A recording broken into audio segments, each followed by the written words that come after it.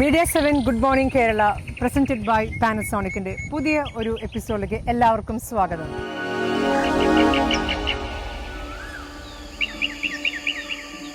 ഇന്ന് ഓഗസ്റ്റ് 1 പുതിയൊരു മാസത്തിൻ്റെ പിറവിയാണ്. എല്ലാവർക്കും അതിൻ്റേതായിട്ടുള്ള എല്ലാ ഭാവങ്ങളും നേരുന്നു. ഓണത്തിൻ്റെ പ്രിപ്പറേഷനൊക്കെ തുടങ്ങാറായല്ലേ? അതെ. അടുത്ത മാസമാണെങ്കിലും എല്ലാവരും ഇപ്പോഴേ തന്നെ പ്രിപ്പറേഷൻസ് ഒക്കെ തുടങ്ങി, ഷോപ്പിങ്ങിൻ്റെ കാര്യങ്ങളും അല്ലേ? അതെ, ഓണാഘോഷങ്ങളുടെ ഒക്കെ ഒരുക്കങ്ങളൊക്കെ ഇപ്പോഴേ തന്നെ നേരത്തെ തുടങ്ങിയിട്ടുണ്ടാവും. ഇനിയിപ്പോൾ ഓഗസ്റ്റ് ആയല്ലോ, ഇനി അധികമൊന്നുമില്ല. ഷോപ്പിങ്ങിൻ്റെ കാര്യം പറഞ്ഞപ്പോഴാണ് നമ്മുടെ കൊച്ചിയിൽ കലൂര് സ്റ്റേഡിയത്തിന് തൊട്ടടുത്തുള്ള ഗ്രൗണ്ടിൽ കോട്ടൺ ഫെസ്റ്റ് നടക്കുകയാണ്. നിങ്ങളൊക്കെ വിസിറ്റ് ചെയ്തിട്ടുണ്ടോയെന്ന് അറിയില്ല. കോട്ടൺ ഫാബ് എക്സ്പോ നടക്കുകയാണ്. ഇന്ത്യയിലെ പല സ്റ്റേറ്റുകളിൽ നിന്നുള്ള വുഡ് ക്രാഫ്റ്റ്, ഫുഡ് ഐറ്റംസ്, ഈ പിക്കിൾസ് പോലത്തെ സ്വീറ്റ്സ്, ഡ്രസ് ഐറ്റംസ് ഒക്കെ അവിടെ അവൈലബിൾ ആണ്. ഇത് എല്ലാ വർഷവും നടക്കുന്നതാണ്. എല്ലാവരും അവിടെ ഒന്ന് വിസിറ്റ് ചെയ്യുക. It would be very beneficial for you. അപ്പോൾ നമുക്ക് കോട്ടൺ ഫാബ് എക്സ്പോയിലേക്ക് ഒന്ന് പോയിട്ട് വരാം അല്ലേ? അതെ, കൂടുതൽ വിശേഷങ്ങളിലേക്ക് നമുക്ക് പോയിട്ട് വരാം.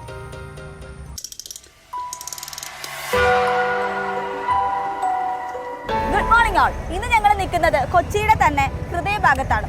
ഇവിടെ കോട്ടൺ എക്സ്പോയിലേക്കാണ് ഞങ്ങൾ വന്നിരിക്കുന്നത്.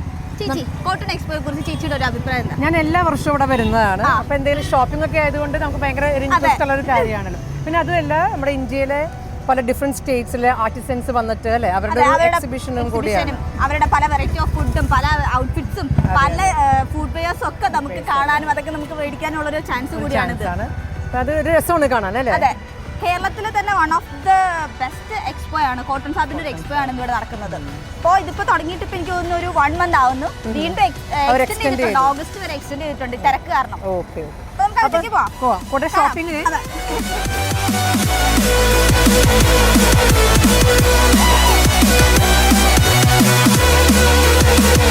ഡിഫറെന്റ് ആയിട്ടുള്ള ഒരു കളേഴ്സ്. എല്ലാ വർഷം വരുന്നതാണോ? ഇല്ല, ഞാൻ ഫസ്റ്റ് ടൈം. എവിടെയാണ് ഞങ്ങൾ മരട്. ഫസ്റ്റ് ടൈമിലെ എക്സ്പീരിയൻസ് എങ്ങനെയുണ്ട്? നന്നായിട്ട് തോന്നി. ഞാൻ കുറേ വാങ്ങിച്ചിട്ടുണ്ട്. ആണോ? What's the speciality of Kashmiri silks? This is actually cocoon silk. Cocoon. Okay. Cocoon silk is one of the best silk in the world. Okay. So I have in Kashmir so many factories in cocoon silk. So I make a best deals on something like this. Price Price range, this is 22,000. 22,000, yes. This 2,000? is 22,000. 22,000. Yeah. And this one is 32,000. Oh. Something like this. pure. The purest. Pure. This is the purest one. So those sarees is just like a royalties.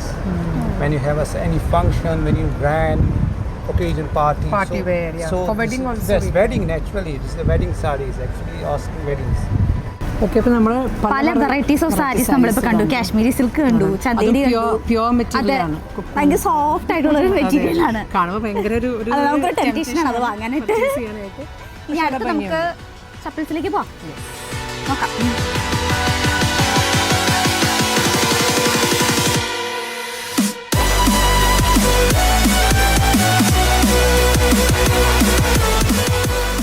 കളിക്കാൻ പറ്റിയ തടി കൊണ്ടുള്ളത് എല്ലാം hand crafted ആയിട്ടുള്ള products ആണ് ഇവിടെ വെച്ചിരിക്കുന്നത്. കിൻഡർഗാർട്ടനൊക്കെ പഠിക്കാൻ പോകുന്ന പിള്ളേർക്ക് ABC നല്ല സാധനങ്ങളാണ് അല്ലേ? വെരി കളർഫുൾ ആണ്. ചേച്ചി നോക്കി, ഇതേ തെറ്റാലി നമ്മൾ പണ്ട് കളിക്കാൻ ഉപയോഗിക്കുന്ന സാധനം. ഇതൊക്കെ ഇപ്പോൾ ഭയങ്കര റെയർ ആയിട്ട് മാത്രമേ നമുക്ക് കാണാൻ കിട്ടാറുള്ളൂ. ഇതെല്ലാം ഉത്തരാഖണ്ഡിൽ നിന്നുള്ള പ്രോഡക്ട്സ് ആണ്. എല്ലാം ഹാൻഡ് മെയ്ഡ് ആണ്. ഇവര് വർഷം തോറും ഇങ്ങനെ മാറിക്കൊണ്ടേയിരിക്കും. ഒരു ഫിക്സഡ് ആയിട്ടുള്ളൊരു സ്പേസ് ഒന്നും ഇല്ല ഇവർക്ക്. എക്സിബിഷന് വേണ്ടിയിട്ട് ഇങ്ങനെ ഒരു സ്ഥലത്ത് നിന്ന് മറ്റു സ്ഥലത്തേക്ക് ഇങ്ങനെ ചേഞ്ച് ചെയ്തുകൊണ്ടേയിരിക്കും.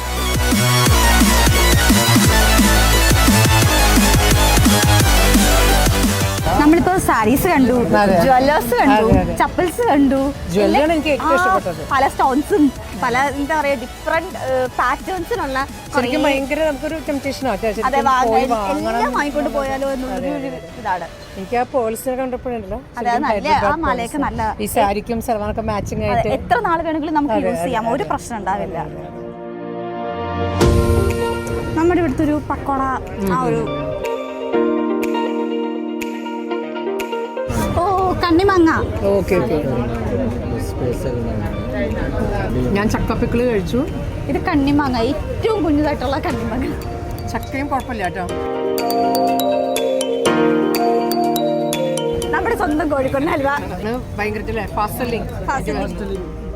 ഭയങ്കര ഹൈ ഡിമാൻഡ് ആണ്, ഭയങ്കര സോഫ്റ്റ് അല്ലേ? കാന്താരി മുളക് അല്ലേ? ഒറിജിനൽ കാന്താരി മുളക്. ഞാൻ ട്രൈ ചെയ്ത് നോട്ടെ. പേരെന്താണ്? എവിടെന്നാ? ഞാൻ ഗുരുവായൂരിന്നാണ്. ഗുരുവായൂരോ? തൃശ്ശൂർ. ഞാനും തൃശ്ശൂരുകാരിയാണ്. സ്ഥിരം വരുന്നതാണോ അവിടെ? ഇല്ല, ഞാൻ മദറിന്റെ വീട് ഇവിടെയാണ്. അപ്പം ഇടയ്ക്ക് വിസിറ്റ് ചെയ്യുന്നത്. എന്തിനൊക്കെ വാങ്ങിച്ചോ? വാങ്ങിക്കുന്ന പിള്ളേര് ടോയ്സ് വാങ്ങിക്കും. കോട്ടൺ ഫാബ് എക്സ്പോക്ക് വരുന്നത് ഇതിന് ഫസ്റ്റ് ടൈം.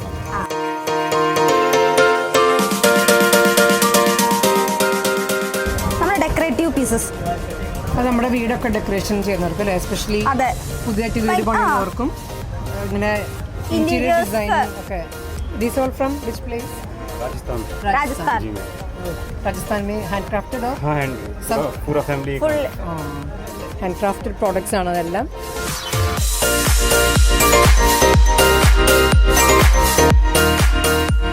തെങ്ങിന്റെ ചൊട്ട ചെത്തിയെടുക്കുന്ന പനിയാണ് ഇത്. ചെത്തുമ്പോൾ കിട്ടുന്ന ആദ്യത്തെ സിറപ്പാണിത്. ഇതിൽ നിന്നാണ് നമ്മൾ ശർക്കര ഉണ്ടാക്കുന്നത്. അതുപോലെ തന്നെ ഇത് തണുപ്പിച്ചിരിക്കുമ്പോൾ നേരിയായിട്ടിരിക്കും. അത് പുളിച്ച് കഴിഞ്ഞിട്ടുണ്ടെങ്കിൽ കള്ളാവും. നമ്മൾ അതിൽ നിന്ന് തന്നെ വിനാഗിരി ഉണ്ടാക്കുന്നത്.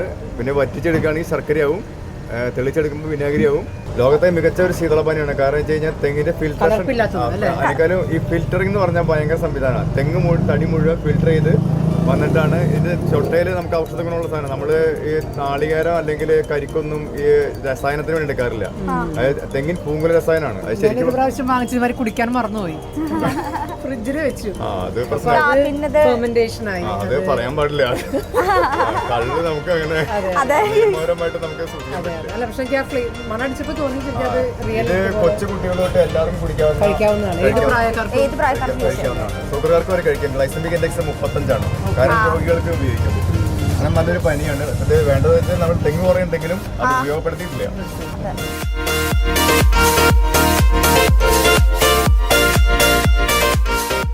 ഒരു വെറൈറ്റി ടൈപ്പുള്ള പാദസരമാണ്. നമ്മുടെ മാല പോലെ തന്നെയുള്ള ഒരു പാദസരമായിട്ട് പെട്ടെന്ന് കാണുമ്പോൾ നമ്മൾ ശരിക്കും കഴിച്ചതിന്റെ നെക്പീസ് ആണെന്ന് വിചാരിക്കും, പക്ഷെ അതല്ല.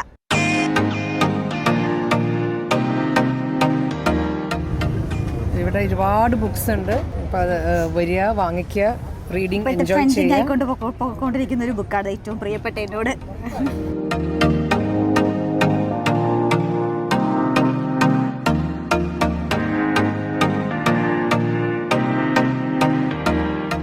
ഓക്കെ, അപ്പൊ നമ്മള് നടന്ന് ക്ഷീണിച്ചു വന്നിരിക്കുകയാണ്. ഒരുപാട് വെറൈറ്റി സാധനങ്ങൾ ഇവിടെ ഉണ്ട്.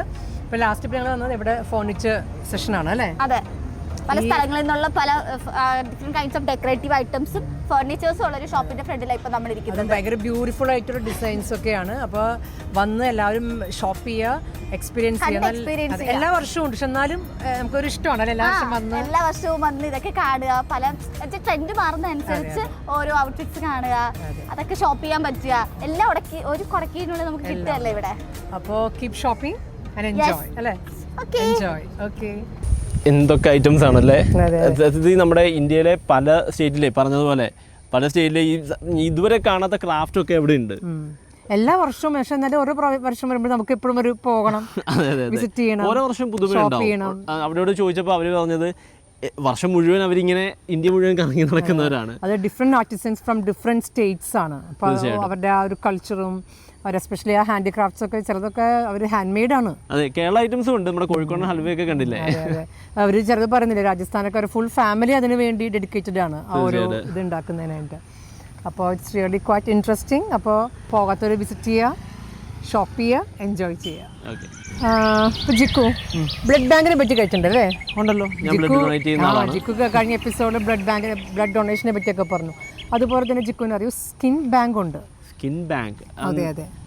അതായത് ഈ ബേൺഡ് ഇഷ്യൂസ് കുറേ കേസസ് ഒക്കെ വരില്ലേ, പൊള്ളിയ കുറേ കേസസ് ഒക്കെ ആയിട്ട് അങ്ങനെയുള്ളവർക്ക് ഭയങ്കര യൂസ്ഫുൾ നമ്മുടെ കേരളത്തിൽ ഉണ്ട്. സ്കിൻ ബാങ്ക് ഉണ്ട്. ഓക്കേ, അതൊരു പൊള്ളലേറ്റവർക്ക് വേണ്ടിയുള്ള ചികിത്സ അങ്ങനത്തെ കാര്യങ്ങൾ. അതെ അതെ. കൂടുതലും അവർക്ക് ഇൻഫെക്ഷൻസും സംഭവങ്ങളൊക്കെ വരുമല്ലോ. അപ്പോൾ അതൊക്കെ കുറയ്ക്കാൻ നമ്മൾ ഇതിനൊക്കെ വേണ്ടി കൂടുതൽ ഫർദർ ട്രീറ്റ്മെന്റ് ഒക്കെ നമ്മൾ ബാംഗ്ലൂർ ചെന്നൈക്കാണ് ഈ പൊള്ളൽ വിദഗ്ധ ചികിത്സയ്ക്കൊക്കെ പോകുന്നത്. ഒത്തിരി പേര് അങ്ങോട്ടേക്കാണ്, ബാംഗ്ലൂർ അവർക്കാണ്. അപ്പോൾ നമുക്ക് കേരളത്തിൽ നിന്ന് തന്നെ നമുക്ക് ഒരുപാട് അതിനെ പറ്റിയ ചികിത്സകളും ട്രീറ്റ്മെന്റ്സും കിട്ടുവാണെങ്കിൽ അത് വളരെ നല്ലതാണ്. തീർച്ചയായിട്ടും.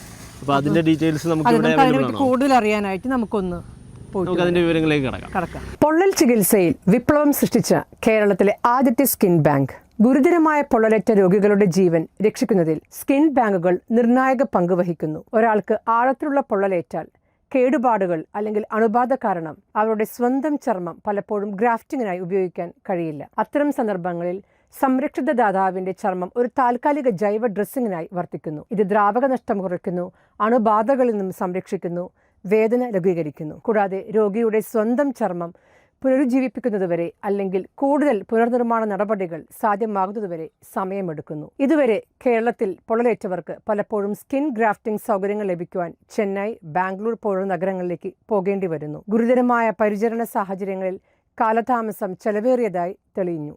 സംസ്ഥാനത്ത് സ്കിൻ ബാങ്ക് സ്ഥാപിതമായതോടെ രോഗികൾക്ക് ഇപ്പോൾ കേരളം വിട്ടുപോകാതെ തന്നെ സമയബന്ധിതമായ ചികിത്സ ലഭിക്കും. ഇത് വെറുമൊരു അടിസ്ഥാന സൗകര്യ നാഴികക്കല്ല് മാത്രമല്ല, ജീവൻ രക്ഷിക്കുവാനുള്ള ഒരു ആവശ്യകതയാണ്. തിരുവനന്തപുരം, കോട്ടയം, എറണാകുളം, തൃശൂർ എന്നിവിടങ്ങളിലെ മെഡിക്കൽ കോളേജുകളിൽ പ്രവർത്തനക്ഷമമായ യൂണിറ്റുകൾ ഇതിനകം നിലവിലുണ്ട്. കോഴിക്കോട്, ആലപ്പുഴ, കണ്ണൂർ എന്നിവിടങ്ങളിൽ പുതിയവ നിർമ്മാണത്തിലാണ്. കോട്ടയം മെഡിക്കൽ കോളേജിൽ രണ്ടാമത്തെ സ്കിൻ ബാങ്ക് സമീപ ഭാവിയിൽ ആസൂത്രണം ചെയ്തിട്ടുണ്ട്. Kerala state organ and tissue transplant organisation മുഖേന മുൻകൂർ സമ്മതത്തോടെയാണ് ദാതാവിന്റെ ചർമ്മം ശേഖരിക്കുന്നത്.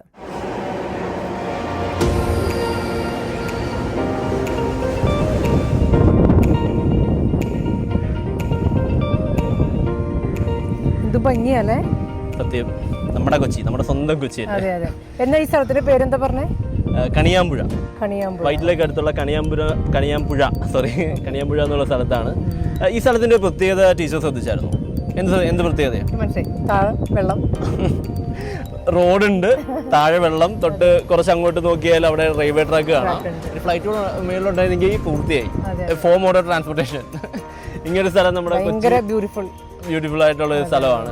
കണ്ണിനൊരു ഭയങ്കര ഗ്രീനറി കാണുമ്പോഴേ ഭയങ്കര ഒരു അല്ലേ? അതെ, ആക്ച്വലി എനിക്ക് തോന്നുന്നു ഞാൻ ഇന്റർനാഷണൽ സിറ്റീസ് വിസിറ്റ് ചെയ്യുമ്പോൾ നമ്മുടെ കേരളത്തിൽ മാത്രമേ അല്ലെങ്കിൽ ഇന്ത്യ മാത്രമായിരിക്കും ഒരു മെട്രോപൊളിറ്റൻ സിറ്റിയുടെ നടുക്ക് ഇതുപോലെയുള്ള ഇത്രയും ഗ്രീനറി കീപ്പ് ചെയ്യാൻ പറ്റുക എന്നുള്ളത് അതൊരു ചെറിയ കാര്യമല്ല. വേറെ പല സ്ഥലം ഉണ്ടാവും. ഇപ്പോൾ GCCയിലൊക്കെ പോയിട്ടുള്ളപ്പോൾ അതൊന്നും ഞാൻ കണ്ടിട്ടില്ല എവിടെയും. പക്ഷേ ഇവിടെ നമ്മുടെ കൊച്ചിയിലുണ്ട് ഇത്രയും വലിയ മെട്രോപൊളിറ്റൻ സിറ്റിയുടെ നടുക്ക് ഒരു കായലും ഈ പച്ചപ്പും എല്ലാം മെയിൻറ്റെയിൻ ചെയ്യുന്നുണ്ട്. അതൊരു വലിയ കാര്യമാണ്. ഞാനിവിടെ ഫസ്റ്റ് ടൈമാണ് വരുന്നത് കേട്ടോ. ശരിക്കും നമ്മൾ കുറേ കേട്ടിട്ടുണ്ടെങ്കിലും ഫസ്റ്റ് ടൈമാണ് ഈ ഒരു ഏരിയയിൽ വരുന്നത്. ഓക്കെ, അപ്പോൾ ഞാൻ ഈ വെള്ളം കണ്ടപ്പോഴേ ഒരു GK ക്വസ്റ്റ്യൻ ചോദിക്കട്ടെ? ചോദിച്ചോ. Who is the water man of India? Water man super hero ക്യാരക്ടറല്ലോ. ആൻമാൻ, അയൺമാൻ എന്നൊക്കെ പറയുന്നത് മാനാണ്, പക്ഷെ വാട്ടറാണ്, വാട്ടർ റിലേറ്റഡ്. വാട്ടർ മാൻ എനിക്കറിയില്ല. അതായത് doctor Rajendra Singh okay, from Alwar district, Rajasthan. പുള്ളി ഒരുപാട് ഈ നാച്ചുറൽ റിസോഴ്സസ്, എസ്പെഷ്യലി ഈ ഭൂഗർഭ ജലം ഒക്കെ ഉണ്ടല്ലോ, അപ്പോൾ അതിനൊക്കെ പ്രിസർവ് ചെയ്യേണ്ടതും പിന്നെ മണ്ണ് കൊണ്ട് ഈ ചെക്ക് ഡാം ഒക്കെ ഉണ്ടാക്കുന്നതൊക്കെ പുള്ളി ഒരുപാട് കോൺട്രിബ്യൂഷൻസ് പുള്ളിയുടെ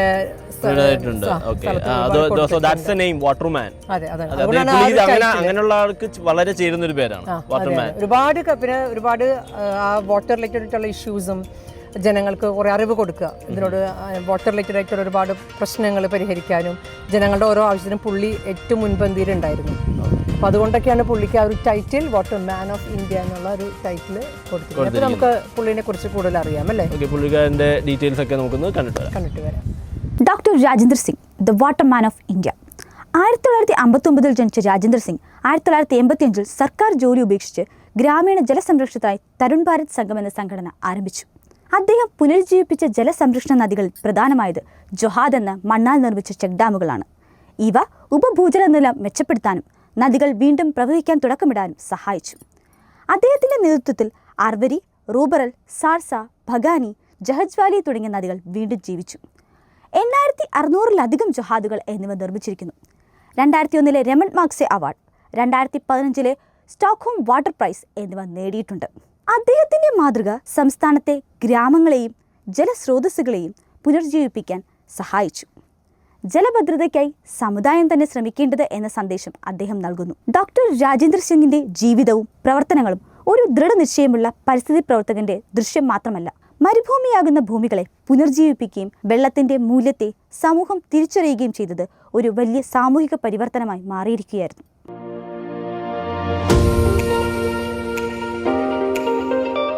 അപ്പോൾ നല്ല ഭംഗിയുള്ള സ്ഥലം അല്ലേ? അതെ. എന്താ ഇതിന്റെ സ്ഥലത്തിന്റെ പേരെന്താ പറഞ്ഞേ? കണിയാമ്പുഴ.